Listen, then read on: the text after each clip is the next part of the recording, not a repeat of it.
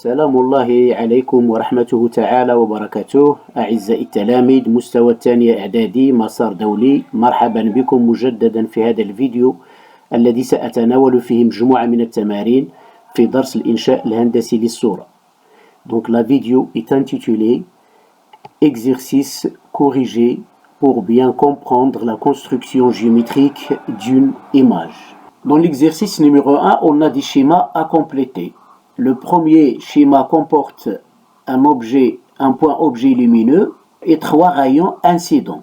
Dans le deuxième schéma, on a aussi un point objet lumineux et 4 rayons incidents qui vont traverser la lentille pour donner 4 rayons émergents. Dans le troisième schéma, on a une image A'B'. Et la question, c'est de déterminer la position de l'objet AB qui a donné cette image A'B'. Donc on va commencer par le premier schéma. Le premier schéma comporte 3 rayons incidents. La question, c'est de compléter la marche ou le chemin suivi par chaque rayon. On sait que chaque rayon incident nous donne un rayon émergent et que chaque rayon émergent lui correspond à un rayon incident. On va commencer par le rayon issu de A, parallèle à l'axe optique principal. Ce rayon, selon la règle, traverse la lentille en passant par F'. Le deuxième rayon issu de A passe par O. Il va traverser la lentille sans déviation. Le troisième rayon lumineux passe par F, le foyer objet principal.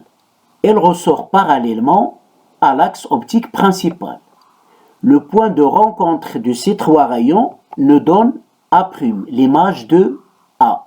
Pour le deuxième schéma, on va commencer par le rayon qui passe par O, qui sort sans déviation. Pour le deuxième rayon, incident qui est parallèle à l'axe optique principal, il traverse la lentille en passant par F'. Les 2 rayons émergents sont divergents, ça veut dire que les 2 rayons ne se coupent jamais pour donner A'.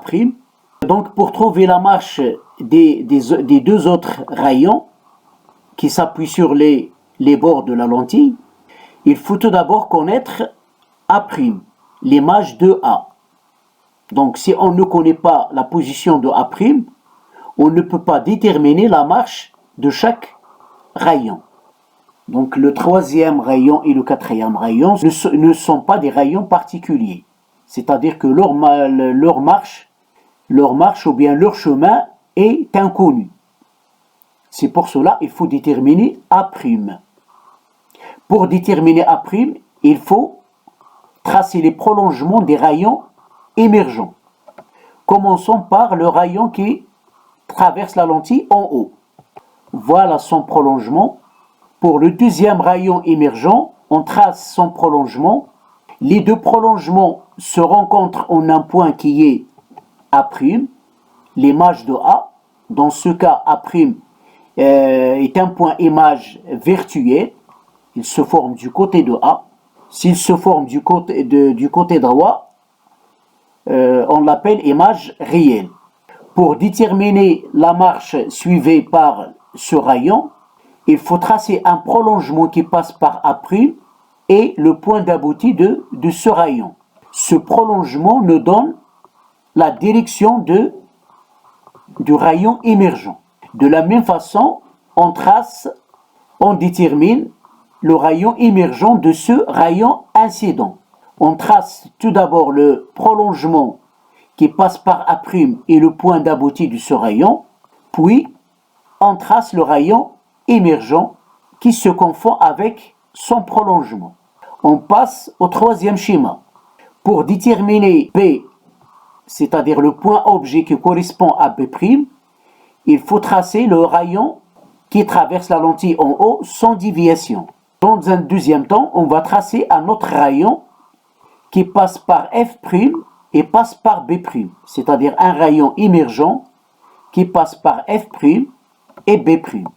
Ce rayon émergent est issu d'un rayon parallèle à l'axe optique principal. Les 2 rayons incidents se rencontrent en un point qui est B. C'est le point objet qui correspond à B'. À partir de B, on projette une perpendiculaire sur l'axe optique principal delta pour trouver l'objet AB. On passe maintenant à un deuxième exercice. Donc l'objectif visé de cet exercice, c'est de bien maîtriser et fixer dans la tête différents symboles utilisés dans cette partie du cours et de bien savoir lire tout ce qui est dans une construction géométrique. La première question, c'est de connaître que représentent les symboles suivants. AB entre parenthèses, L, A'B', F, F', O, OA, OA', OF, OF', AB, A'B', delta. La deuxième question, selon l'échelle utilisée dans le ou bien indiquée dans la figure, il faut déterminer ces distances AB, A'B', OA, OA', OF, OF'. La troisième question, c'est de déterminer les caractéristiques de l'image obtenue. Comme réponse, voilà le schéma précédent. La première question, AB entre parenthèses représente quoi? L'objet lumineux. AB entre parenthèses représente l'image de l'objet par la lentille. Delta représente l'axe optique principal de la lentille. F représente F majuscule, le foyer objet principal de la lentille. F' représente le foyer image principal de la lentille. O, c'est le centre optique de la lentille. L, c'est la lentille convergente utilisée. OA représente la distance entre la lentille et l'objet. OA' représente la distance entre l'image et la lentille. OF et OF' sont égaux, représentent la distance focale. AB, c'est la longueur de l'objet.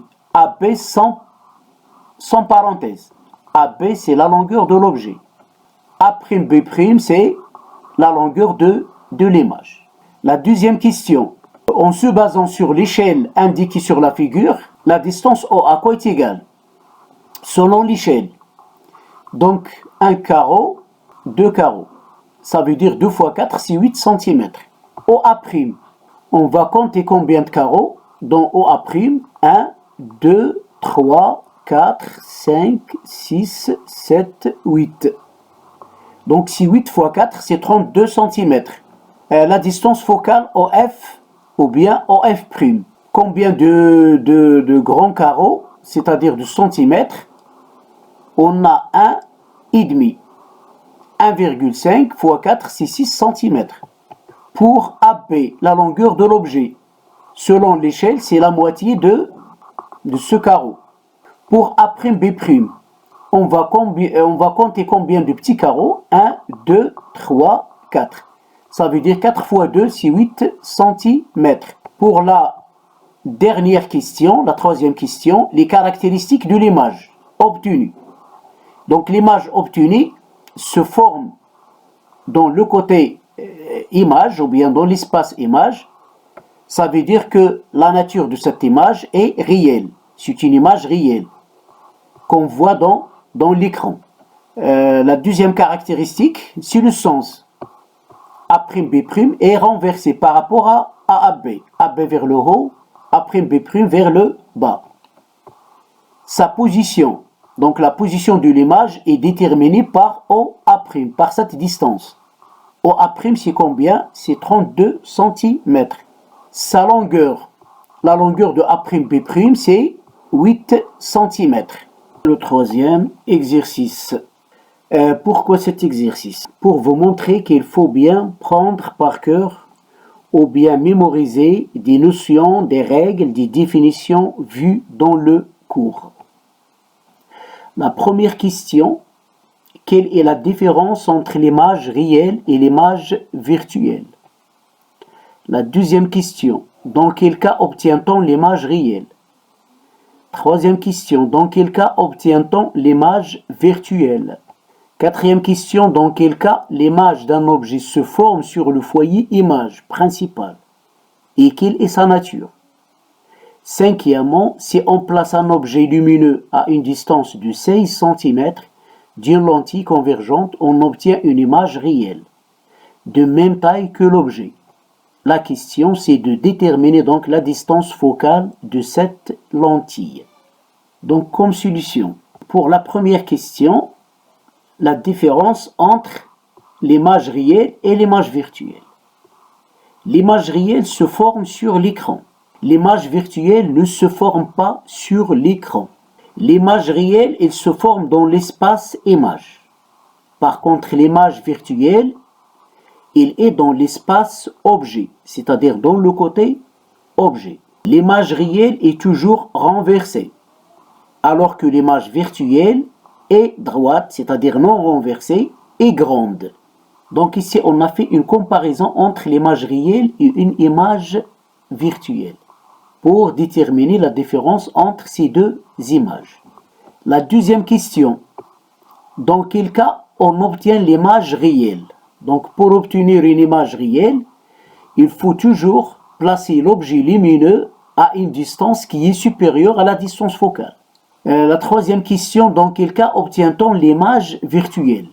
Si on place l'objet à une distance qui est inférieure à f, inférieure à la distance focale, c'est-à-dire entre le foyer principal objet et le centre optique de la lentille, l'image que donne la lentille convergente sera virtuelle, c'est-à-dire du côté de l'objet. La quatrième question, dans quel cas l'image d'un objet se forme sur le foyer image? Donc l'image d'un objet lumineux par une lentille convergente se forme sur le foyer principal image f', si cet objet est placé à l'infini, c'est-à-dire à une grande distance, comme par exemple l'image du soleil par une lentille convergente. Donc l'image du soleil, c'est un point. Donc si on veut voir par exemple, bien observer l'image du soleil, il faut placer un écran derrière la lentille. Donc on va obtenir un point qui est lumineux ou bien une petite tache lumineuse. Donc c'est l'image du soleil. Entre la lentille et le soleil, 150 millions de kilomètres. C'est-à-dire que le soleil est à l'infini, à une grande distance. Et quelle est sa nature? Donc sa nature est réelle. Il se forme dans l'espace image. Et dans ce cas, on a dit que c'est un point, que si l'objet est à l'infini, son image est très très très petite. Donc il est égal à un point. Il se forme sur le foyer image principale f'. Pour la cinquième question, on place un objet lumineux à une distance de 16 cm. D'une lentille convergente, on obtient une image réelle de même taille. Donc si on obtient une image de même taille que l'objet, ça veut dire que l'objet a été placé à une distance qui est égale à 2 fois f, 2 fois la distance focale, qui est égale à 16 cm. Donc f à quoi est égal? C'est 16 sur 2 qui est égal à 8 cm. Un quatrième exercice. Construis géométriquement l'image d'un objet AB de longueur AB est égale à 2 cm par une lentille mince convergente L de distance focale f est égale à 4 cm si l'objet est à une distance OA est égale à 6 cm de L. L'échelle est horizontalement 1 cm pour 4 cm, verticalement 1 demi-cm correspond à 2 cm. Deuxième question, c'est de déterminer les caractéristiques de l'image obtenue. Troisièmement, c'est de vérifier l'égalité suivante. OA' sur OA est égal à A'B' sur AB. La solution, donc pour construire géométriquement l'image d'un objet, il faut utiliser un papier millimétré. Dans ce papier, on va représenter la lentille foyer F et F', l'objet OA, puisque la distance OA a été donnée, donc c'est 6 cm. Donc c'est la première étape de la construction géométrique. Et choisir une échelle.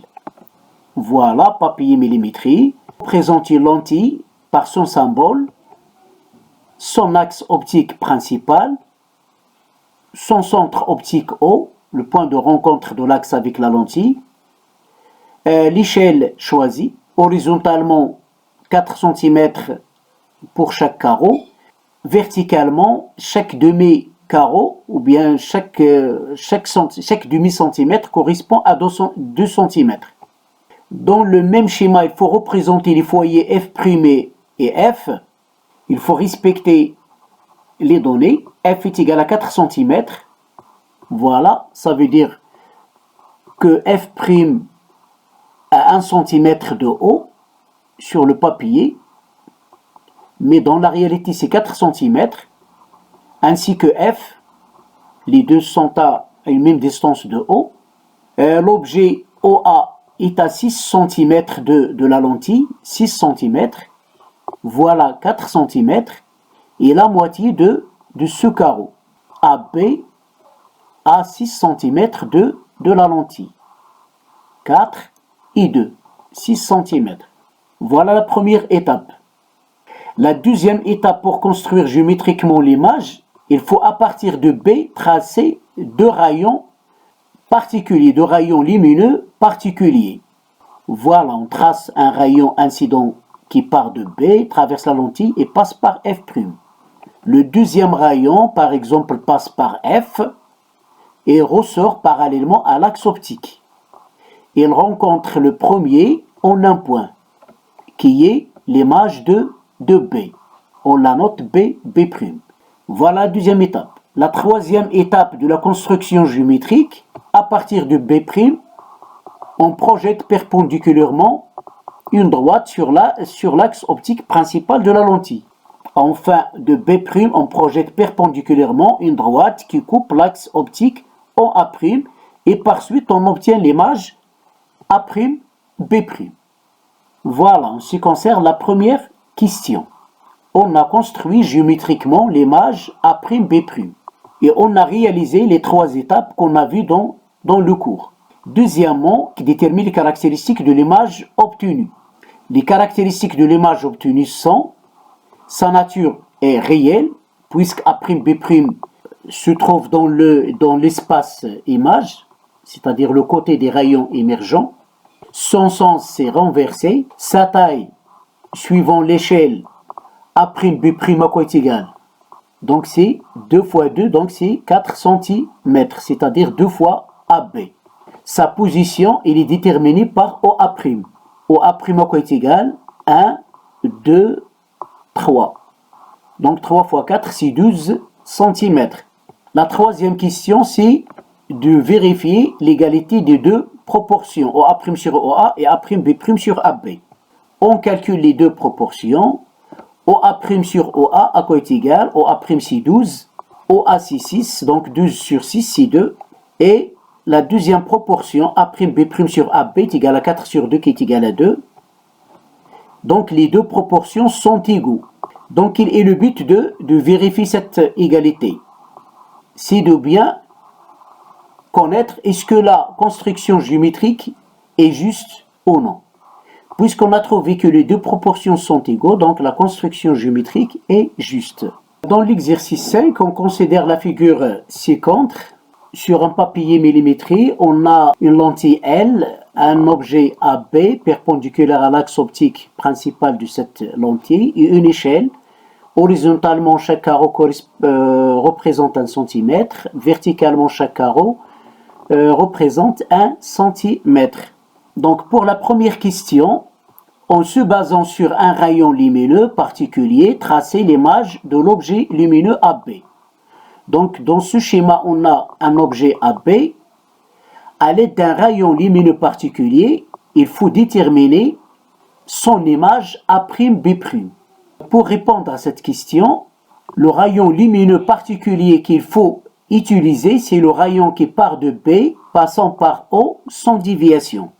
Pour trouver la position de l'image A'B', il faut trouver un point de ce rayon qui est distant de l'axe optique principal, delta, d'une distance est égale à AB.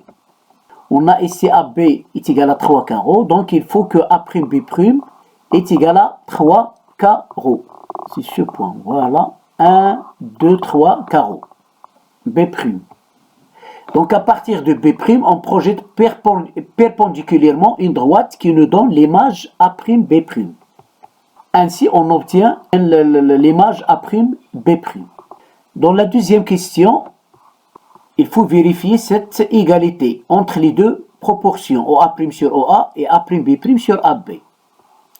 Selon l'échelle, on a OA', à quoi est égal 1, 2, 3, 4 cm, qui est égal à OA 1, 2, 3, 4. A'B', 1, 2, donc 1,5, donc 1,5 cm. Au CAB, c'est 1,5 cm.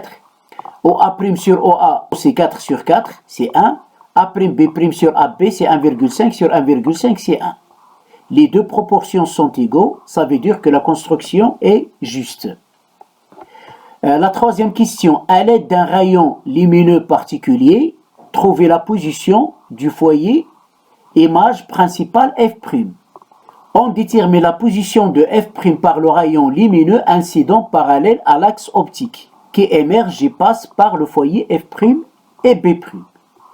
Donc il faut tracer un rayon parallèle à partir de B, parallèlement à l'axe optique principal, qui traverse la lentille et passe par B'. Donc avant de passer par B', il coupe l'axe optique en F'. Voilà F'. La quatrième question, à l'aide d'un rayon lumineux particulier, trouvez la position du foyer principal objet. Donc pour trouver la position du foyer objet principal, il faut tracer un émergent parallèle à l'axe optique principal qui passe par B'. Ce rayon émergent est issu d'un rayon incident issu de B et qui coupe l'axe optique principal en F. Voilà la position de F. Cinquièmement, en se basant sur l'échelle donnée sur la figure, déterminer la distance focale. La distance focale, c'est la distance qui sépare le centre optique de la lentille et chaque foyer, F ou bien F'. Cette distance au F' est égale à 2 cm. La distance focale, c'est 2 cm qui est égale à 0,02 m. La dernière question, calculer la vergence de cette lentille C. On sait que la vergence C est inversement proportionnelle à la distance focale. Ils sont liés par la relation C est égal à 1 sur F.